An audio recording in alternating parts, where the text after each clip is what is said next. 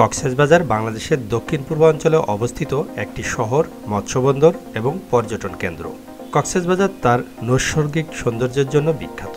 এখানে রয়েছে বিশ্বের দীর্ঘতম নিরবিচ্ছিন্ন প্রাকৃতিক বালুময় সমুদ্র সৈকত, যা প্রায় ১২০ কিলোমিটার পর্যন্ত বিস্তৃত। এখানে রয়েছে বাংলাদেশের বৃহত্তম সামুদ্রিক মৎস্যবন্দর এবং সাবমেরিন কেবল ল্যান্ডিং স্টেশন। একসময় কক্সবাজার পানোয়া নামে পরিচিত ছিল, যার আক্ষরিক অর্থ হলুদ ফুল। এর আরও একটি প্রাচীন নাম রয়েছে পালঙ্কি। পরবর্তীতে কক্স সাহেবের বাজার এবং সর্বশেষ কক্সবাজার নামে পরিচিত। এ সকল বিষয়ে বিস্তারিত ইতিহাস থাকছে আজকের ভিডিওতে।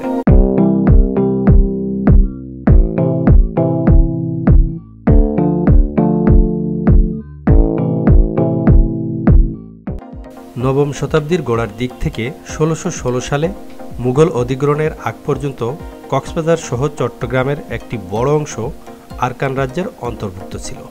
মুঘল সম্রাট শাহ সুজা পাহাড়ি রাস্তা ধরে আরাকান যাওয়ার পথে কক্সবাজারের প্রাকৃতিক অপরূপ সৌন্দর্যে মুগ্ধ হন এবং এখানেই ক্যাম্প স্থাপনের আদেশ দেন।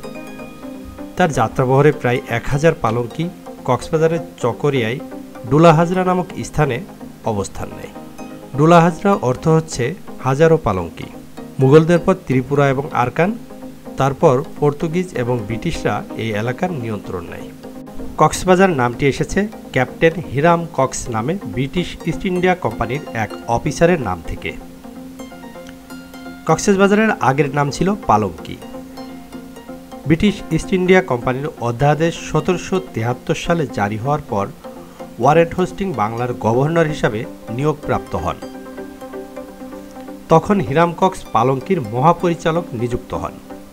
ক্যাপ্টেন হিরাম কক্স আরাকান শরণার্থী এবং স্থানীয় রাখাইনদের বিদ্যমান হাজার বছরের পুরানো সংঘাত নিরসনের চেষ্টা করেন এবং শরণার্থীদের পুনর্বাসনের গুরুত্বপূর্ণ অগ্রগতি সাধন করেন। কিন্তু কাজ পুরোপুরি শেষ করার আগেই ১৭৯৯ সালে তিনি মারা যান। তার পুনর্বাসন অবদানকে স্মরণীয় করে রাখার জন্য একটি বাজার প্রতিষ্ঠা করা হয় এবং এই বাজারের নাম দেওয়া হয় কক্স সাহেবের বাজার। পরবর্তীতে তার সংক্ষিপ্ত নাম কক্সবাজার এখনও পরিচালিত রয়েছে। কক্সবাজারের প্রথম থানা প্রতিষ্ঠিত হয় ১৮৫৪ সালে এবং পৌরসভা গঠিত হয় ১৮৬৯ সালে। কক্সবাজার চট্টগ্রাম থেকে ১৫২ কিলোমিটার দক্ষিণে অবস্থিত। ঢাকা থেকে এর দূরত্ব ৪১৪ কিলোমিটার। এটি বাংলাদেশের সবথেকে বড় পর্যটন কেন্দ্র। রাজধানী ঢাকা থেকে সড়ক এবং আকাশপথে কক্সবাজার যাওয়া যায়। চট্টগ্রাম থেকে কক্সবাজার অবধি রেল লাইন স্থাপনের প্রকল্প শেষ হয়ে বর্তমান ঢাকা ও চট্টগ্রাম থেকে পর্যটন এক্সপ্রেস ও কক্সবাজার এক্সপ্রেস নামের দুটি ট্রেন নিয়মিত চলাচল করছে। গত ১১ নভেম্বর ২০২৩ সালে কক্সবাজারের নবনির্মিত আইকনিক স্টেশন এবং রেল প্রকল্পের আনুষ্ঠানিক উদ্বোধনের পর ১ ডিসেম্বর ২০২৩ সাল থেকে বাণিজ্যিকভাবে ট্রেন চলাচল শুরু হয়েছে। পর্যটন শিল্পকে কেন্দ্র করে কক্সবাজারে গড়ে উঠেছে অসংখ্য প্রতিষ্ঠান। বেসরকারি উদ্যোগে নির্মিত হয়েছে অনেক হোটেল। বাংলাদেশ পর্যটন কেন্দ্র নির্মিত মোটেল ছাড়াও সৈকতের নিকটে রয়েছে বেশ কয়েকটি ৫ তারকা মানের হোটেল। এছাড়াও এখানে পর্যটকদের জন্য গড়ে উঠেছে ঝিনুক মার্কেট। সীমান্ত পথে মিয়ানমার, থাইল্যান্ড, চীন থেকে আসা বাহিরের জিনিসপত্র নিয়ে গড়ে উঠেছে বার্মিজ মার্কেট। এছাড়া এখানে বাংলাদেশের একমাত্র ফিশ অ্যাকুরিয়াম গড়ে উঠেছে।